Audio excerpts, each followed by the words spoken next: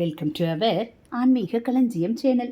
இன்னைக்கு நம்ம பார்க்க போகிறது தெய்வத்தின் குரல் 7ஆம் பாகம் 12ஆம் அத்தியாயம் தூக்கக்காரனும் ஆட்டக்காரனும் பாட்டுக்காரர்களும். அதில் முதலியாரின் நடராஜர் பாடல். காலில் கொஞ்சம் அடிபட்டால் கூட அதை நிலத்தில் அழுந்த வைக்காமல் லேசாக ஊன்றிக்கொண்டுதான் நடக்கிறோம். நன்றாகவே பேரலைஸ் ஆகி கால் என்று ஒன்று கண்ணுக்கு தெரிந்தும் அது காரியத்துக்கு உதவாமல் முடம் என்று சொல்லும்படியே ஆகிவிட்டால் அதை நிச்சயம் பூமியில் வைக்கவே மாட்டோம், தூக்கித்தான் வைத்து கொண்டிருப்போம். ஒரு கால் இப்படியாகி இன்னொன்று நடக்கிற சக்தியோடு இருந்தால் அப்போது சக்தியுள்ள காலை மட்டுமே பூமியில் வைத்து மற்றதை தூக்கி கொண்டு நொண்டி நொண்டியே போவார்கள். நடராஜாவும் இடது காலை தூக்கித்தான் வைத்து கொண்டிருக்கிறார். வலது காலை மட்டும் அபஸ்மார புருஷன் என்றும் முசலகன் தமிழ் வழக்கிலே முயலகன் என்றும் சொல்கிற அசுரன் மாதிரியான ஒரு ரூபத்தின் மேலே அழுந்த வைத்திருப்பார். அபஸ்மாரம் என்றால் நினைக்கத்தகாத சிந்தனை, அதை துவம்சம் பண்ண வேண்டும். கோணாமானா சிந்தனை மாதிரியே காலும் கையும் கோண கோண இழுத்து கொண்டு கிடக்கிற காக்கா வலிப்புக்கும் அபஸ்மாரம் என்றே பெயர். முசலக ரோகம் முயலக நோய் என்பதும் அதைத்தான். கோணாமானா சிந்தனையை சிந்தனையாக பார்க்க முடியாதாகையால் ஸ்தூலத்தில் ஒரு ரூபமாக நடராஜாவின் வலது காலின் கீழே காட்டும்போது ஸ்தூலமான உடம்புக்கு ஏற்படும் கோணாமானா வலிப்பு வியாதியின் பெயரையே அந்த ஆசாமிக்கு வைத்திருக்கிறது. கால் கை வலிப்புத்தான் காக்கை வலிப்பு, காக்கா வலிப்பு என்று ஆனது. அந்த வலிப்புக்காரனை வலது காலால் மிதிக்கிற ஆட்டக்காரனே இடது காலை தூக்கி கொண்டிருக்கிறானே. தன்னிடமே அந்த வியாதியை அவன் வாங்கி கொண்டு முற்றி போய் அந்த கால் பேரலைஸே ஆகிவிட்டது போலிருக்கிறதே என்ற பாவம் முதலியாருக்கு ஏற்பட்டிருக்கலாம். அதையே ஹாஸ்ய கிண்டலாக்கி பாட்டு போட்டுவிட்டார். காம்போதி ராகத்தில் போட்ட பாட்டு. முதலில் சொன்ன கவிராயர் பாட்டு மோகனம். பாட்டை சொல்கிறேன். நடமாடி திரிந்த உமக்கு இடது கால் உதவாமல் முடமானது ஏனென்று சொல்லுவீரையா. இதுதான் பல்லவி. நடமாடி நடமாடி என்று இரண்டு விதமாகவும் ஆரம்ப வார்த்தையை வைத்து கொள்ளலாம். ஆனால் நட மாடி நாம் எல்லாருமே பண்ணுகிறது தான். அதாவது நடந்து போவது நடமாடி என்றால் நடனம் ஆடி ஆடி என்கிறது இங்கேதான் ஜாஸ்தி பொருத்தம். நடனத்தை ஆடல் என்று தானே சொல்வது. அதனால் நடமாடி என்று பாடுவதே அதிக பொருத்தம் என்கலாம். ஆனாலும் அடுத்த வரி முடமாகி என்று ட காரமாக இருப்பதால் முதல் வரியையும் நடமாடி என்று பாடுவதுதான் பொருத்தம் என்றும் தோன்றுகிறது. நடனமாடி அப்படியே ஆடியபடியே சுற்றி சுற்றி திரிந்த நீ இப்படி ஒரு காலை தூக்கி கொண்டு ஏன் அப்படியே ஒரே போஸில் எத்தனையோ வருஷமாக நின்றுவிட்டாய்? ஏன் இப்படி உன் இடது கால் வழங்காமல்? டான்ஸ்காரன் இரண்டு காலும் ஜதிகள் போட வேண்டியவன். ஒரு கால் பிரயோஜனப்படாமல் அதை தூக்கி வைத்து கொண்டிருக்கும்படி இருக்கிறது என்று கேட்டுவிட்டு அப்புறம் அது இன்ன காரணத்தாலா என்று கவிராயர் கேட்ட மாதிரியே பாபவிநாச முதலியாரும் அடுக்கிக் கொண்டு போகிறார். அந்த பாட்டு மாதிரியே இங்கேயும் அனுப்பல்லவியிலே கேள்வி எதுவும் கேட்கவில்லை. சரணத்தில்தான் அதை ஆரம்பிக்கிறார். குஞ்சித சரணத்தை பற்றித்தானே கேள்வி. அதனால் பாட்டின் சரணத்திலேயே கேள்விகளை ஆரம்பிக்கிறார். திடல் மேவும் தில்லைநகர் மருவு பேரானந்த கடை விரித்தாடினவா தேவ சிற்சபை அறிய என்பது அனுப்பல்லவி. கொள்ளிடத்துக்கும் வெள்ளாற்றுக்கும் நடுவே மலைப்பாங்காக இல்லாத சமவெளியில் சிதம்பர கஷேத்திரம் இருக்கிறது. அதுதான் திடல் மேவும் தில்லைநகர். அங்கே ரொம்ப சந்தோஷமாக தன்னுடைய சொந்த ஊர் என்று சுவாமி ஓட்டிக்கொண்டு இருப்பதைத்தான் மருவு என்று சொல்கிறார். அப்படி இருந்து கொண்டு நமக்கெல்லாம் என்ன என்றே தெரியாத பிரம்மானந்தமான பேரானந்தத்திலே அவன் தனக்கென்றே விசேஷமான செஞ்சடையை இரண்டு பக்கமும் விரித்து கொண்டு ஆடுகிறான். அதைத்தான் இங்கே சொல்லியிருக்கிறார். கடிகை கடை என்பது சிவன் ஒருத்தனுக்கே இருக்கப்பட்ட விசேஷம் வாய்ந்த சடைமுடிதான். சமஸ்கிருதத்திலும் வேதத்திலேயே வருகிற ருத்ரத்திலிருந்து ஆரம்பித்து அதற்கு கபர்தம் என்று தனிப்பெயர் சொல்லியிருக்கிறது. அதனால் அவனை கபர்தி என்று சொல்லியிருக்கிறது. ஞான ஒளியால் பிரகாசமாக இருக்கும் ஞானாகாசத்தையே நாம் பார்க்கும்படி அறியும்படி சித் சபை என்று ஆக்கிக்கொண்டு அங்கேதான் அவன் நடமாடி தெரிவது. தேவ சிற்சபை என்கிறதில் தேவ என்றால் பிரகாசமாய் இருக்கிற என்று அர்த்தம். தேவலோகத்து சித் சபை என்று பொருள் கொண்டால் சரியில்லை. இந்த சபை தேவலோகத்துக்கு அப்பாற்பட்டது. சித் சபை அறிய என்பதை சித் சபையில் அந்த சபையிலே அவனை தரிசிக்க வருகிற எல்லோரும் அறிய என்று நீட்டி அர்த்தமாக்கிக்கணும். இனிமேலே சரணம். அங்கேதான் நிந்தாஸ்துதியாக காரணம் கேட்டுக்கொண்டு போவது. திருநீற்றை சுமந்தீரோ நெருப்பான மேனிதனில் சீதத்தினால் மிகுந்த வாதகுணமோ. திருநீற்றை சுமந்தீரோ என்பதற்கு சுமந்தீரே என்றே அர்த்தம். பழம்பாடல்களில் அப்படித்தான் வரும். சுவாமி இட்டுக்கொள்வது சந்தனமாக இல்லாமல் சுடுகாட்டு விபூதியாய் இருக்கிறதே. ஏற்கனவே அவன் அக்னியாய் இருப்பவனாயிற்றே என்பதால் பக்தர்கள் உடம்பெல்லாம் விபூதி பூசும்போதும் அந்த விபூதியிலேயே ரொம்ப ஜில்லிப்பு சரக்குகள் சேர்த்திருப்பார்கள் போலிருக்கிறது. அப்படி பண்ண போக சூட்டு உடம்பினிலே அந்த ஜில்லிப்பு சேர்ந்ததில் கோளாறாகி உனக்கு சீதளம் ஏறி அதனாலேயே இடது கால் வாத காலாகிவிட்டதா என்று இந்த முதல் கேள்வி வெளிப்படையாகவே கேட்கிறார். கவிராயர் மாதிரி மறைத்து இல்லை. இப்படியேதான் தொடர்ந்தும். ஒருமையுடன் மார்க்கண்டற்கு உதவியை மரழி விழ உதைக்க சுடுக்கேறி உண்ட குணமோ. யமன் பிடிக்க வந்தபோது தன்னையே கதியாக கட்டிக்கொண்ட மார்க்கண்டேயரை ரட்சித்தே ஆகணும் என்று சுவாமி அது ஒன்றே சிந்தையாய் இருந்ததைத்தான் ஒருமையுடன் என்கிறார். மரளி என்றால் யமன், மரள் என்றால் சாவு. அதை உண்டாக்குகிறவன் மரளி. அவனை சுவாமி அந்த இடது காலால் தான் ஓங்கி ஒரு உதை விட்டே வதை பண்ணி விட்டார். அப்புறம் மறுபடி உயிர் கொடுத்தார். அப்படி உதைத்ததால் அந்த கால் நன்றாக சுளுக்கி கொண்டு அதன் தொடர்ச்சியாக உண்டான தன்மையால் உண்ட குணம் என்பது உண்டான தன்மை என்பதே. அப்படி ஆனதால்தான் முடிவிலே அந்த கால் முடமே ஆகிவிட்டதா. பறவைதன் திருவாசற்படி இடறிற்றோ. சுந்தரமூர்த்தி சுவாமிகளுக்கு பெரியவர்கள் சாஸ்திரோக்தமாக கல்யாணம் நிச்சயித்து அது நடந்து கொண்டிருக்கும் போது சுவாமி ஒரு கிள பிராமணர் வேஷத்தில் அங்கே போய் அவர் தனக்கு அடிமை, அதனால் தமக்கு தொண்டு செய்து கொண்டு தம்மிடமே கிடக்க வேண்டியவர், கல்யாணம் கார்த்திகை பண்ணிக்கொண்டு குடும்ப வாழ்க்கை நடத்த உரிமை இல்லாதவர் என்று வாதம் பண்ணினார். பொய்ப்பத்திரத்தை மெய் மாதிரி காட்டுவது உள்பட என்னென்னவோ பண்ணி முடிவில் தாம் சுவாமியே என்று சுந்தரருக்கு தெரியும்படி செய்தார். உடனே சுந்தரரும் அவருக்கு மீளா அடிமை என்று தம்மை ஆக்கி கொண்டு விட்டார். அப்படி சாஸ்திரோக்த கல்யாணத்தை நிறுத்தியவரே அப்புறம் ஒரு சாப விமோச்சனம் ஏற்பட வேண்டும் என்பதற்காக சுந்தரரை இசை வேளாளர் என்று சொல்கிற சமூகத்தைச் சேர்ந்த ரொம்பவும் புனிதமான பறவை என்பவளிடம் பிரேமை கொள்ளும்படியாகவும் அவளும் அவரை பிரேமித்து அவர்கள் உறவு ஏற்படுத்தி கொள்ளும்படியாகவும் பண்ணினார். இது திருவாரூரில். இது போதாதென்று அதே சாபத்தின் இன்னொரு பாதி விமோச்சனமாகணும் என்பதற்காக வடக்கே மெட்ராஸ் திருவொற்றியூரில் புலநடக்கத்தோடும் ஈஸ்வர பக்தியோடும் கன்யா மாடத்தில், மாடம் என்கிறது இங்கே மடம் என்றே அர்த்தம் கொடுக்கும், அப்படிப்பட்ட இடத்தில் வசித்து கொண்டிருந்த வேளாள பெண்ணான சங்கிலி என்பவளுக்கும் ஆதி சைவ பிராமணரான சுந்தரமூர்த்தி சுவாமிகளுக்கும் பரஸ்பர பிரேமை உண்டாகும்படியும் பண்ணினார். பண்ணினார் பண்ணினார் என்று நான் சொல்வதெல்லாம் அந்த கதாபாத்திரங்கள் உள்பட யாருக்கும் தெரியாமல் திரைக்கு பின்னால் இருக்கிற சூத்திரதாரியாக சுவாமி சந்தர்ப்பங்களை உண்டாக்கினதைத்தான். அப்புறம் சுந்தரமூர்த்தி சுவாமிகள் திருவாரூருக்கு திரும்பி வந்தார். இதற்குள்ளே பறவைக்கு திருவொற்றியூர் சங்கதி தெரிந்துவிட்டது. அது தெரிந்து அவள் தன்னிடம் ஒரே கோபமாய் இருக்கிறாள் என்பது சுந்தரருக்கும் தெரிந்துவிட்டது.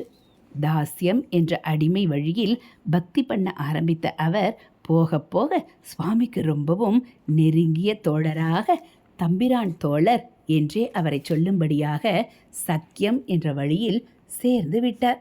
ரொம்பவும் உரிமையுடன் சுவாமியிடம் எதையும் வற்புறுத்தி கேட்கும் அளவுக்கு போய்விட்டார்.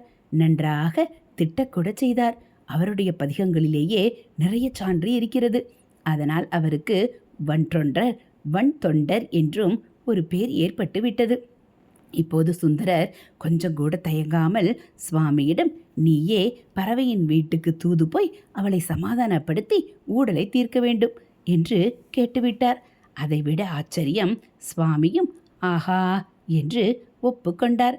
லோகத்தின் பார்வையில் ஒரு ஆடல் மகளோடு ஒருவருக்கு இருந்த தகாத உறவுக்கு விரிசல் ஏற்பட்ட போது அதை ஒட்டி வைப்பதாகவே தோன்றும். அக்காரியத்தை செய்யத்தகாததை செய்ய புறப்பட்டு விட்டார் பக்த பராதீனர். அப்போது வேக வேகமாக பறவை வீட்டுக்கு போனாயே. வந்த வேகத்திலே அவளுடைய வீட்டு வாசல்படி இடறி விழுந்து விட்டாயா? விழுந்ததில்தான் இடது கால் முடமாச்சா? இப்படி பாப விநாச முதலியார் கேட்கிறார். இவருக்கும் தான் சுவாமியிடம் அசாத்திய துணிச்சல். இப்படி துணிச்சலாய் இருந்தாலும் உள்ளுக்குள்ளே இவருக்கும் சரி, அந்த வன்றொண்டருக்கும் சரி, சுவாமியிடம் ஒரே உருக்கமயமான பக்தி. அதனால் சுவாமியே, உன்னை இப்படி இடதுகால் உதவாதவனாக பார்க்கிற பரம துர்பாக்கியம் எனக்கு ஏற்பட்டிருக்கிறதே. நான் பண்ணின மகா பாபங்களால் தான் எனக்கு இப்படி ஒரு மன கஷ்டம் உண்டாகணும் என்றே உன் காலை முடமாக்கி கொண்டு காட்டுகிறாயா என்று அடுத்த கேள்வி கேட்கிறார். 2 வார்த்தையில் இத்தனை அபிப்பிராயத்தை காப்சியூலாக அடக்கி கேட்கிறார். எந்தன் பாபமோ என் சிவனே. முதல் 2 வார்த்தையிலேயே கேள்வி அடங்கிவிட்டது. அப்புறம் அவருக்கு இருக்கிற பரம பக்தியில் என் சிவனே என்று தன்னுடைய உடமையாகவே அவர் சுவாமியை கூப்பிடுவது நம்முடைய நெஞ்சை தொடுகிறது. என்னுடைய சொந்த சுவாமியே, நான் பண்ணின பாபத்துக்காக எனக்கு மன கஷ்டம் என்ற தண்டனை தரணும் என்றே திரிமூர்த்திகளிலும் பிரதானமாய் இருக்கப்பட்ட நீ உன் காலை முடமாக்கி கொண்டாயா என்று கேட்கிறார். எந்தன் பாபமோ என் சிவனே, மூவர்க்கும் முதல்வனென நடமாடி திரிந்த என்று அந்த சரணம் பல்லவியோடு சேர்ந்து முடிகிறது. சரணம் முடிந்ததே தவிர கேள்விகள் முடியவில்லை. அதனால் இன்னொரு சரணம் பாடியிருக்கிறார். இவர் பேர் பாப விநாசம். தான் பண்ணின பாபத்தால் தான் அவன் முடமாக ஆனதா என்று மேலே கேட்டார். அந்த சரண ஆரம்பத்தில் பாபம் விநாசமாவதை சொல்லி ஒரு கேள்வி கேட்கிறார். அதிலே நிந்தை கேலி எதுவும் இல்லை. பரம தத்துவத்தையே பரம பக்தியோடு கேள்வி மாதிரி ஆக்கி, கேள்வியே அதற்கு பதிலும் ஆகிவிடும், லீடிங் கொஸ்டின் ஆக்கி கேட்கிறார். பின்னிட்டு அந்த சரணத்தில் வருகிற 2 கேள்விகளும் அதே மாதிரியானவைதான். உசந்த விஷயத்தை நல்ல காவிய பாஷையில் கேள்வியாக கேட்கிறார். முதல் கேள்வி, பக்தி செய்யும் பெரியோர்கள் பாபநாசனமாகும் பரமபதம் இது என்று தூக்கி நின்றதுவோ? மகா பக்திமான்களாக இருக்கப்பட்டவர்களுக்கும் பூர்வ கர்மாவால் ஏற்பட்ட பாபம் என்பது இருந்து கொண்டு அவர்களை கொஞ்சமாவது பழிவாங்கி கொண்டுதான் இருக்கும். முடிவாக சுவாமிதான் பரம கருணையினாலே அந்த பாபத்தை நாசம் செய்து அவர்களுக்கு மோட்சானுகிரகம் கொடுப்பார். நடராஜா நடனத்தாலேயே 5 புரிவதாக சொன்னேனே. அதில் முடிவாக இந்த மாய பிரபஞ்ச சிருஷ்டியையே பக்தர்கள் விஷயத்தில் இல்லாததாக பண்ணி அதிலே அங்கமான அவர்களுடைய பூர்வ பாபத்தையும் நாசமாக்கி மாயைக்கு அப்பாற்பட்ட தம்முடைய பரமபதமான மோட்சத்தில் சேர்த்துக்கொள்ளும் அனுக்கிரகம் என்ற 5வது தொழிலை செய்வது அந்த தூக்கிய திருவடி, இடது திருவடிதான். நாட்டியம் ஆடுகிற அழகில் வளைந்து இருக்கும் அதைத்தான் குஞ்சித பாதம் என்று சொல்லி ரொம்பவும் ஸ்தோத்திரிப்பது. குஞ்சிதம் என்றால் வளைந்திருப்பது. அந்த திருவடியின் இந்த நிஜமான மகிமையைத்தான் நையாண்டியாக இட்டுக்கட்டி உண்டாக்கின சிறுமை இல்லை, நிஜமான தத்துவத்தை தான் சொல்லி இங்கே கேட்கிறார். பாவநாசம் பண்ணும் பரமபதம் இதுதான், பிடிச்சுக்கோங்க இதை என்றுதான் சுவாமி அந்த காலை தூக்கி எடுத்து காட்டுகிறாரா என்று கேட்கிறார். இப்படி காட்டுவதைத்தான் முடமானதாக மிஸ்டேக் பண்ணி கொண்டேனா என்று கேட்காமலே கேட்கிறார். காவிய அழகிலே இதையும் மிஞ்சுவதாக இன்னொரு தத்துவ சத்தியத்தை அடுத்த கேள்வியாக போடுகிறார். உன்னுடைய வாம இடது பாகம் பூராவும் அம்பாளுடையதாகையால் இந்த தூக்கிய திருவடியும் அவளை சேர்ந்ததுதான். அவள் யார்? உன்னிடம் பரம பிரேமை கொண்ட சிவகாமி. பட்ட கட்டை மாதிரி இருந்த உன்னை தன்னிடம் பிரேமிக்கும்படி பண்ணுவதாலும் சிவகாமி. நீ கட்டையாட்டம் இருந்தாலும் அவளோ கொடி மாதிரி இருக்கிற சிவகாம வள்ளி. வள்ளி என்றால் கொடி. பார்வைக்கு இப்படி லலிதமாக லேசாக இருந்தாலும் அவளுடைய சக்தி பெரிதாக இருக்கிறது. மரம் மாதிரி உள்ள உன்னையே அசைத்து பிரேமையை உண்டாக்கி விடுகிறாள். உங்கள் 2 பேர் பிரேமையும் சங்கமித்து ஜீவலோகம் முழுவதிடமும் பரம கருணை என்பதாக கொடி மாதிரி படர்ந்து கொண்டே போகும்படி அவள்தான் பண்ணுகிறாள். இருந்தாலும் அவள் பார்வைக்கு கொடியாகத்தான் ஒரே துவளலாக துவண்டு இருக்கிறாள். உன்னுடைய ரூபத்தில் இடது காலாக இருந்து கொண்டு அங்கே துவண்டு வளைந்திருப்பதோடு பக்கத்திலே தனி மூர்த்தியாக நிற்கிற போது இடுப்பை வளைத்து கொண்டு உடம்பையே துவள விட்டு கொண்டும் இருக்கிறாள். அப்படிப்பட்டவளின் அந்த மிருதுவான பாதத்தை நாட்டியரங்கத்தின் கெட்டி தரையில் வைத்தால் நொந்து போகுமே என்றுதான் கீழே வைக்காமல் தூக்கி கொண்டிருக்கிறாயா? நாட்டியம் ஆடுகிறவர் ஜதிகளை நன்றாக அழுத்தமாக போட வேண்டும் என்பதால் அதன் அடித்தரையை கெட்டி பண்ணித்தான் வைத்திருப்பார்கள். அந்த கெட்டி தரையில் பூங்கொடி பாதத்தை வைக்கவாவது என்று தயக்கம் கொண்டே தூக்கி எடுத்திருக்கிறாயா? சக்தி சிவகாமவள்ளி தன் பாதம் நோகுமென்றே தரையில் அடி வைக்க தயங்கி நின்றததுவோ?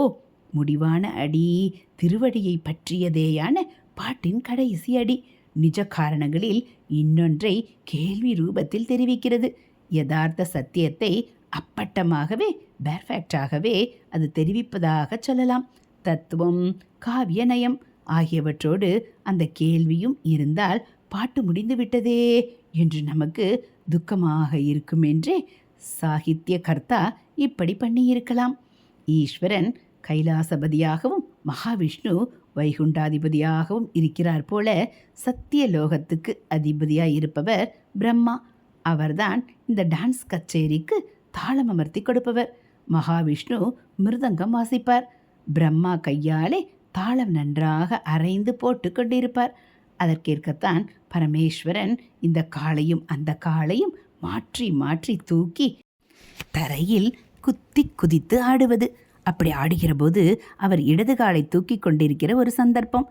தான் இன்றைக்கு ஆடுவது போதாது, என்றைக்கும் அழகுக்கு அழகான விக்கிரக ரூபமாகவும் நாம் இருந்து கொண்டு ஜனங்கள் கண்குளிர தரிசனம் பண்ணும்படியாகவும் இதை ஆக்கி தர வேண்டும் என்று கிருபாநிதியான சுவாமிக்கு தோன்றிவிட்டது. உடனே அந்த சனத்தில் என்ன போசோ அதையே ஸ்னாப்ஷாட் என்று எடுத்து எந்த நாளும் இருக்கிற போட்டோ படம் ஆக்குகிற மாதிரி அவர் சித்திரமாக இல்லாமல் சில்பமாக சிதம்பரத்தில் எத்தனையோ காலமாக ஜனங்களை ஆகர்ஷித்து கொண்டு வந்திருக்கிற சௌந்தரிய விக்கிரகமாக ஆகிவிட்டார். விக்கிரகம் ஆனாலும் வெறும் சிலையாயில்லாமல் ஜீவக்கலை ததும்பிக் கொண்டிருக்கிற சுவாமியின் ரூபமாகவே இருப்பது. அப்படி இருக்கும்போது ஒரே போசில்தானே இருக்க முடியும். அப்படித்தான் அவர் ஒரு சனம் காலை தூக்கியதே. சாச்சுவதமாக ஆகி கால் ஊனமாகி விட்டதா என்ன என்று நினைக்கும்படி பண்ணி இருக்கிறதா? சத்திய லோகாதிபதி தாளத்திற்கு ஏற்க நடம் தாக்கியே ஒரு காலை தூக்கி நின்றததுவோ? இதுதான் அந்த பாட்டில். பதம் என்கிற வகையைச் சேர்ந்த பாட்டில் முடிவான அடி. பதம் என்பதும் அடி என்று அர்த்தம் கொடுக்கும். கடைசியில் எல்லாம் ஒன்று சேர்ந்து திருவடி பெருமையை சொல்வதுதான். ஹரஹர சங்கர, ஜெய ஜெய சங்கர. அடுத்து சுவாதீனம் காட்டும் ஆனந்த பக்தி. இப்படி மணிமணியாக 2 பாட்டுக்கள். ஸ்ரீரங்கத்து தூக்கக்காரனையும் சிதம்பரத்து ஆட்டக்காரனையும் கேள்விக்கு மேல் கேள்வியாக கேட்டு 2 பாட்டுக்காரர்கள் போட்டவை. ஒருத்தர் தூக்கக்காரனை பாட்டாலேயே ஆட்டி அசக்கி எழுப்பி விடுகிறார் என்றால் மற்றொருத்தரோ ஆட்டக்காரனையே ஆட்டி வைத்து விடுகிறார். மூக்கை சிந்தி போட்டுக்கொண்டு எதற்காகவாவது சுவாமியிடம் அழுவதுதான் பக்தி என்றில்லாமல் சுவாதீனத்துடன் அவனிடம் ஆனந்தமாக கேள்வி கேட்டு குடைவதும் பக்திதான் என்று நமக்கு தெரிவித்து கேட்கிற போதே நமக்கும் அந்த ஆனந்தம் தரும் பாட்டுக்கள். ஹரஹர சங்கர ஜெய ஜெய சங்கர, ஹரஹர சங்கர ஜெய ஜெய சங்கர. மகா பெரியவாச்சரணம். இதோடு 12ஆம் அத்தியாயம் நிறைவு பெற்றது. நாளை 13ஆம் அத்தியாயத்தை தொடர்ந்து படிக்கலாம். இதுபோல் தெய்வத்தின் குரல் பகுதிகளை நீங்கள் தினந்தோறும் கேட்கணும் அப்படின்னா மறக்காமல் நம்ம சேனலை சப்ஸ்கிரைப் பண்ணுங்கள். கூடவே பெல்லைக்கானை கிளிக் பண்ணி ஆளுங்கிற பட்டனையும் ஏற்றிடுங்க. நம்ம சேனலில் வரக்கூடிய தெய்வத்தின் குரல் பகுதிகள், மகாபிரிவா மகிமை, மகாபிரிவா அருள்வாக்கு, ஆன்மீக தகவல்கள் எல்லாம் உங்களுக்கு பிடிச்சிருந்தா ஒரு லைக்கும் கமெண்ட்டும் கொடுத்து உங்களுக்கு தெரிஞ்சவங்களுக்கும் ஷேர் பண்ணுங்கள். ஹரஹர சங்கர ஜெய ஜெய சங்கர, காஞ்சி சங்கர, காமகோடி சங்கர, காமாட்சி சங்கர, காமதேனு சங்கர, ஹரஹர சங்கர ஜெய ஜெய சங்கர. மகாபெரியவா சரணம்.